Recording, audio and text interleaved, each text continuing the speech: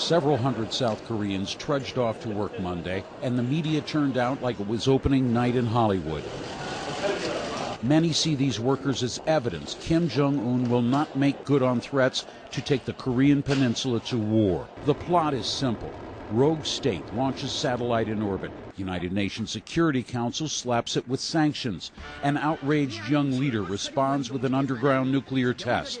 More sanctions. Treaties torn up, phone lines cut, a crescendo of threats, and a vow to finish it all by launching a massive strike on the mainland United States. Through all of that, this roadway behind me remained open.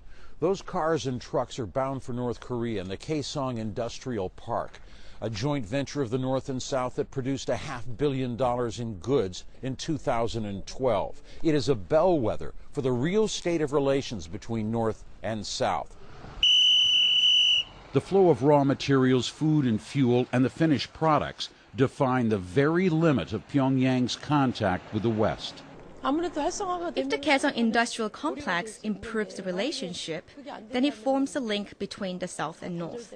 But if this doesn't work, potentially all ties will be cut. More than 120 South Korean companies employ 53,000 North Koreans at Kaesong, which is just across the DMZ inside North Korea.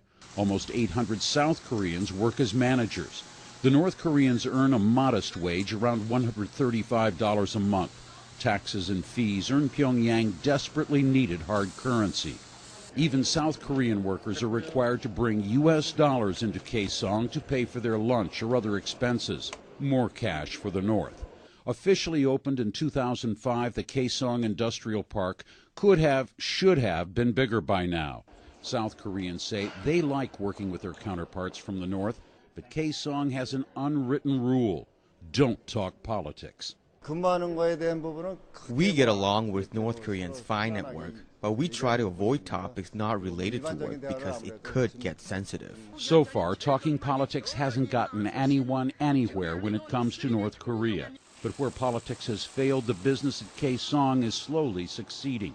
The script is far from finished, but there's still hope for a happy ending.